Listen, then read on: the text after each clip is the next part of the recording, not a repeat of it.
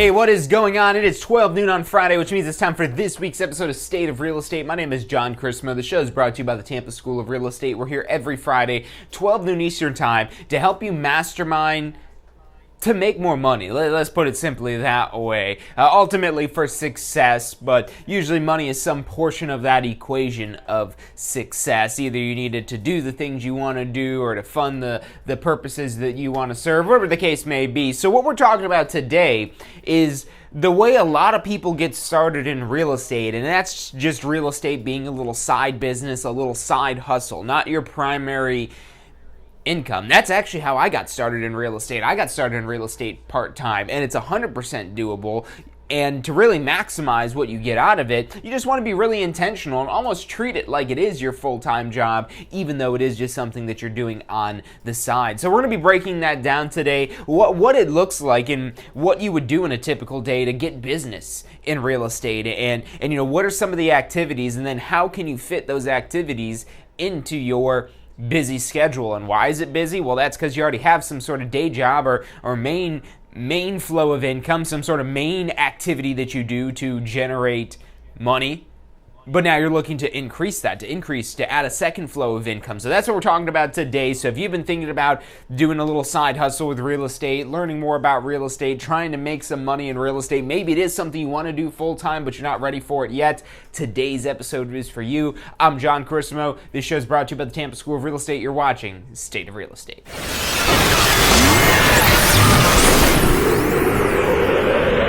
You are watching State of Real Estate. Every Friday at 12 noon Eastern time. Grow your real estate business. You're watching State of Real Estate.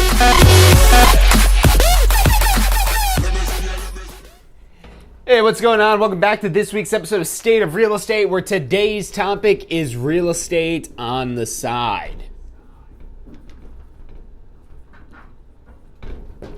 Meaning how to do real estate on the side, how to do real estate in conjunction with what it is you currently do to make more money, and have a flow of income that you could literally control like a hose spigot.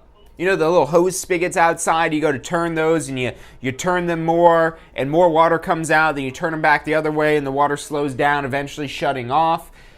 That's kind of what you could do with real estate. You could set it up potentially where it's literally what you put into it is what you get out of it, and that's why you can do this kind of on the side. Now, everything being the same, somebody working full-time should probably make more money than somebody just working part-time in real estate if they're putting in that same level of effort. But what happens a lot of time when you're brand new to real estate, you don't even know the right things to do or what you should be doing, and that's really a process in and of itself of learning that. So you might be able to be just as productive as a full-time agent just starting out as a part-time agent, even though you're not necessarily working full-time hours. And this whole part-time versus full-time thing, that's arbitrary. You're not paid hourly in real estate, you're paid on commission typically. You're normally, in most cases, paid a commission only when you sell something in real estate. So forget about the idea of whether you're part-time or full-time, you're a realtor. Well, you will be once you get your real estate license and join the Association of Realtors. But once you're a realtor, you're just a realtor. You work around the clock whenever opportunities present themselves, or whenever there's activities to be done to get those opportunities to present themselves. So what are the activities that you do? Let's first define what it is that you do. Whether you're working full-time or part-time in real estate, ultimately you sell houses. You probably knew that one already, though. Now the question is, well, how do you go about selling houses? Well, there might be things you do for people that want to buy, as well as things you do for people that want to sell, as well as things you're going to do for both. You know, part of the biggest thing, whether you're working with a buyer or a seller, is having a buyer or a seller to work with. That's rule number one. That's problem number one. Once you've got your real estate license and you're trying to make some money in real estate, is like, okay, well, who do I sell a house to? Maybe you can sell one to yourself, but that's only going to count for maybe one transaction, maybe a couple transactions if you're already an investor and you're regularly buying properties. But when you're trying to make a business out of selling houses, you need customers. So you need to do lead generation.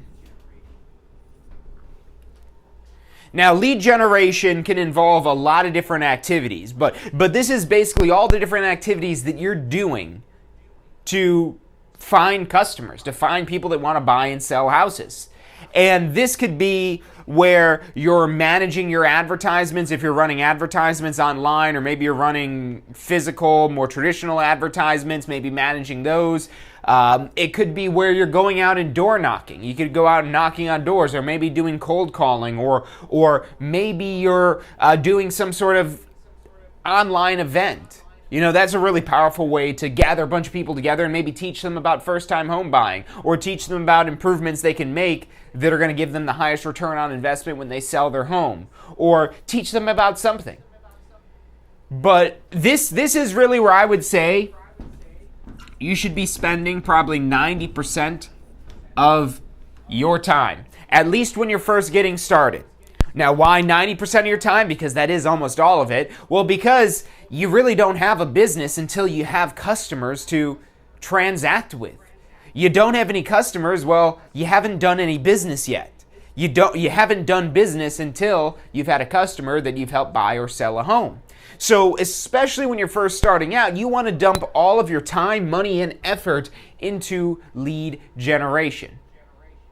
And not so much the money thing, because you want to preserve your resources as you're starting out. You know, entrepreneurship might be something that's new to you, and that's okay. It's new to everybody at some point in their lives. Now, what do you do when it's new to you? Well, there's books you could read, there's things you could study, there's these videos that we put out every single week that teach about all these topics specifically framed around a real estate career. But this whole entrepreneurship concept, you're the boss, you're in control. But it's not about doing what it is that you want to do. It's doing what you have to do to be what you want to be, to have what you want to have. You have to do what you have to do. It doesn't matter whether you want to do it or not. Every job, every profession, every craft, there's going to be things that maybe even people love doing them, but there's little things that they don't like doing. And they either find somebody else to do it for them and pay that other person to do those things they don't like to do, or they just do it themselves. That's how it works in entrepreneurship. You're either going to hire somebody to do the jobs you don't want to do, or you do them yourself. Now, when you're first starting out, you're doing those yourself.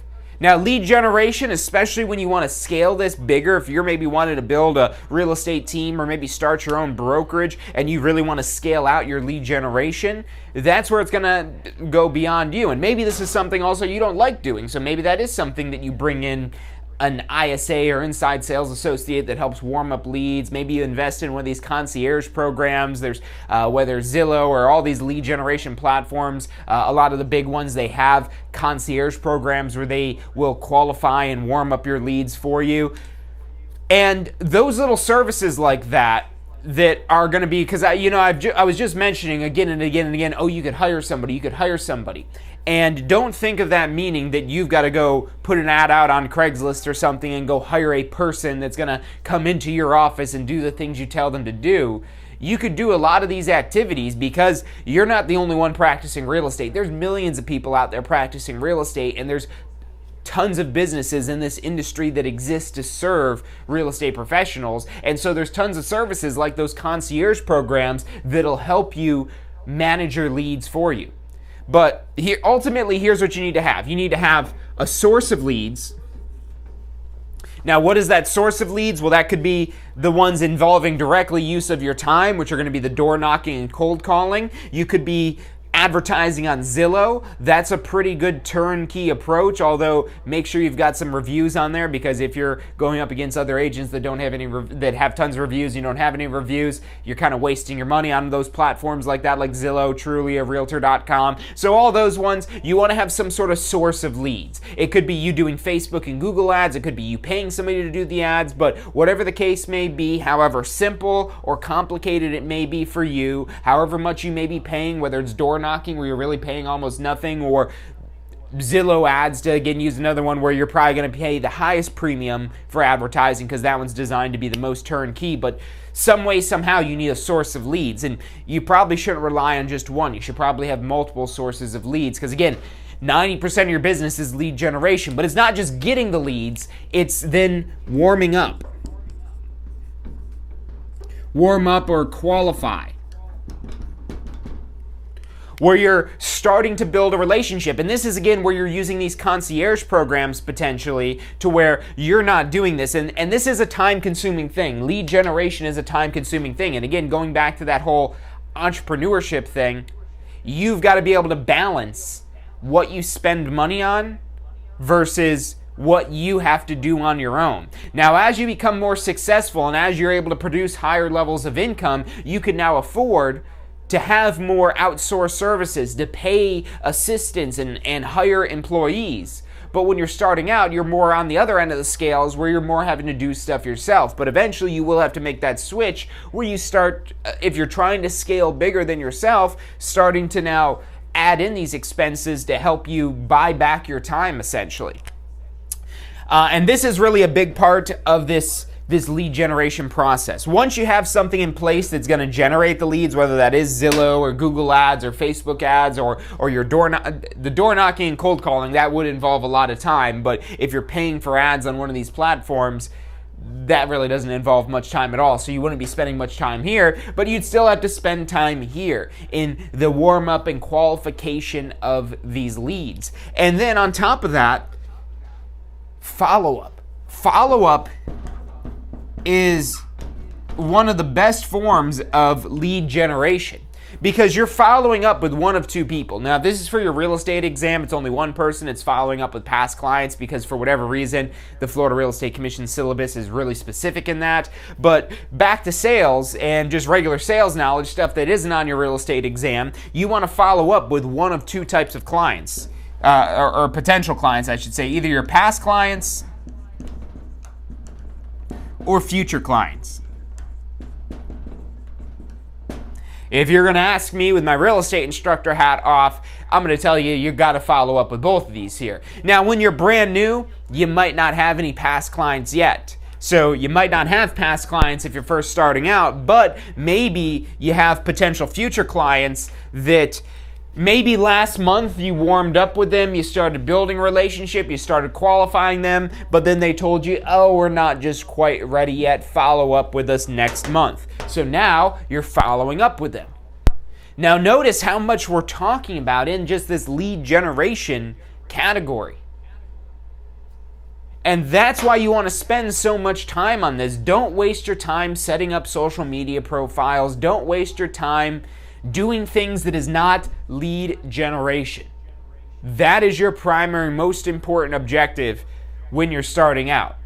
And this is what you want to spend your time on when you're starting in real estate, whether part-time or full-time. And like I said, there's only so much of this you could really do. Now, if you're going full-time and you're banging this out for like 8 hours a day, yeah, you're probably going to get some really great results. But if you're like the average agent, you might do a couple hours of this and then you're balancing all these other things that aren't quite as important, but you already did the lead generation stuff. So I don't know why people just feel like they should. It's where you underestimate. That's really the problem. And that's why you want to invest so much time in this because, and here's another reality that you want to make sure that you've got your head wrapped around. Otherwise, you're going to significantly set the bar much lower than where you should set it. There's going to be a lot of this, of following up with your future clients where you get a lead that, you know, so many people all the time, they're like, oh, these leads suck. These are bad leads. There's, what's that one, I can't remember the movie where they're like, oh, the leads suck. That's just how leads are. Not every single lead you get is somebody that's basically ready to sign a contract on a multi-million-dollar property or any property. A lot of times you might get a lead of somebody who is just looking. If you've ever been in sales, how many times have you heard somebody say, oh, I'm just looking? Of course you're looking. That's what you do before you buy something, you look, so absolutely. That's normal. That's not a, hey, don't talk to me, I don't want to buy. That it's, hey, I haven't found what I want to buy yet, I'm just looking still. I'm still just looking. I haven't found anything. I don't have any questions on what I found because I'm just looking for the right property that I haven't found yet. That's what just looking means. It doesn't mean go away. And so many agents take that as, oh, well, this is a crap lead. This is junk. This isn't going to get me any business right now. This is business down the road. And it's almost where you're being short-sighted. And maybe you know that, oh yeah, I'll follow up with them, but then maybe it's the organization or being a procrastinator or whatever the case may be that causes this to fall through. This is going to be your best friend. If you could get good at this follow-up concept, you could build an extremely successful real estate career if you could get it good at follow-up. That is one of the most important tentpoles of real estate is follow-up. And not just with your past clients. Yes, you do want to follow up with your past clients once you do have past clients to follow up with. Those are the real gold mine there, the past clients, because those are the ones that you've already transacted with and you've already proven yourself that you could do what you've shown that you could do to them. But until you have past clients, you need to treat your future clients like their past clients. You need to treat your future clients like you've already done business with them. Like you've already made a huge commission payment off of them and you're so grateful for them. Now, why are you going to treat them like that even though it hasn't happened yet? Because that's what you want to happen. Look, I don't want to get all like The Secret and tell you to go read that book and the whole positive affirmation and everything like that, but your mind rules your universe. Your mind rules your universe, and the thoughts that you put up here is the reality that your mind and your body is actively going to try to create. So if you treat your future clients like they're already a past client, guess what they're going to become? They're going to become a past client because you're going to go out of your way and you're going to do the little things that make the big difference. And little things that you might not normally do if you think they're a crap lead, they're a bad lead, and they're not good for anything. Yeah, I mean, if that's the way you thought about them, then that's what you're going to find. That's what you're going to find in your leads if you're constantly looking for the bad leads. Whereas if you instead realize that the leads aren't bad, the leads just might not be ripe yet. It's like picking fruit. You know, when you pick fruit, you've got to make sure that the fruit is going to be ripe. Or if you pick it too early, you've got to let it sit and get ripe before it's going to taste good. I mean, you've probably eaten something before that's not ripe, and you're maybe looking forward to bite into that pear. I think that was the last thing I ate that was like, oh, well, this kind of needs to maybe sit out for a little bit. And you're ready to just bite into that juicy pear, and then you bite into it, and you're like, oh, it's stringy, it's chewy, it's hard, it's dry. These pears suck. Pears are gross. It is not that the pears are bad, it's just that you didn't wait. You didn't follow up with the pear. You didn't check in with the pear next week and give it a little touch and say, ooh, you're ripe now. Or avocados, I think that's the other one. You got to check under the pit. I don't know. I'm not good at checking this stuff. I usually don't find out that the stuff isn't ripe until I bite into it and I'm like, oh, well, this is terrible. But that's because I'm not a fruit expert. I'm not a produce expert. And that's how I'm not able to identify the signs that show whether or not somebody is ready. But being a real estate expert, you want to learn those signs that, somebody is ready right now or they're not ready. And usually people could do that to a certain extent already. If it's not already an innate ability, it's something that you could kind of learn fairly easily of gauging somebody's urgency to want to transact. Yeah, that's one of the first things of sales, of figuring out when they're ready to buy, of understanding when they start showing buying signals. And I mean, it was really just as simple of them saying, yeah, I really like this house. I think this is the one. That's a buying signal right there. So it's pretty easy, pretty obvious with that there.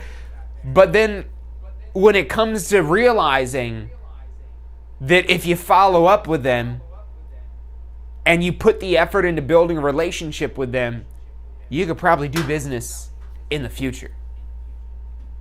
So that's what I want to leave you guys with here. If you're starting real estate, and this really applies whether you're doing this full-time or part-time, you want to ensure that you're putting effort into this part here, the follow-up. This is it. This is all I'm going to talk about here for if you're starting real estate as a part-time agent.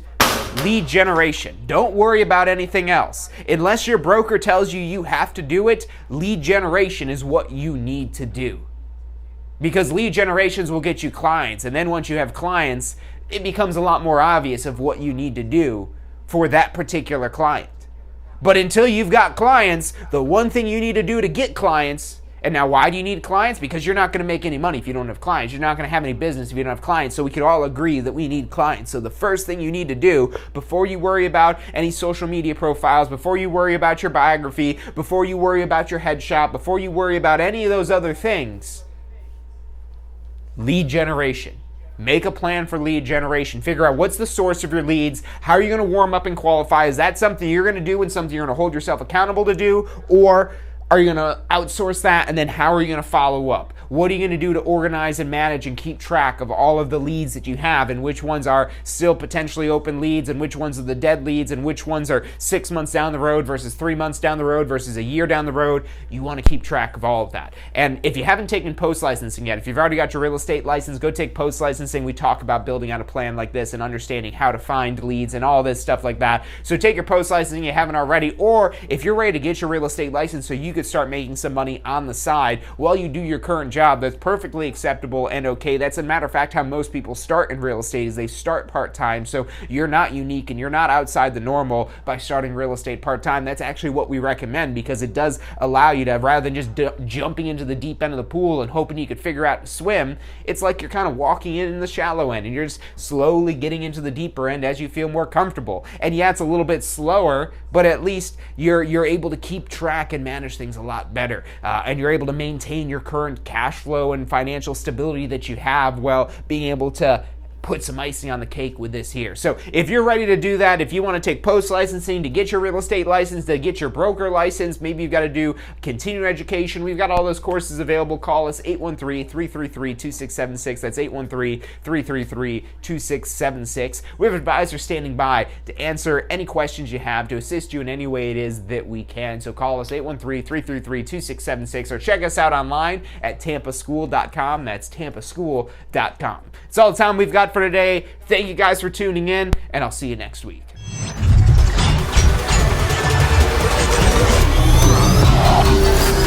The most powerful tool to study for your real estate exam is the Question Simulator from Tampa School of Real Estate.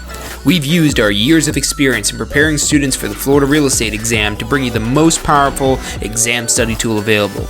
In the Question Simulator, you'll be able to go directly to a particular unit so you can focus on the sections where you need the most practice. We have also included the percentages of each unit so you know which units are the most important for your real estate exam. Every question will immediately give you detailed feedback, which is almost always more important than the question or the answer themselves.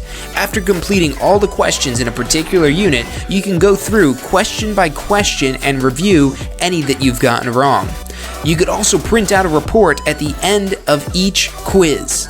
The Question Simulator from Tampa School of Real Estate is 100% mobile compatible, so you can practice with test questions anywhere you have your phone with you.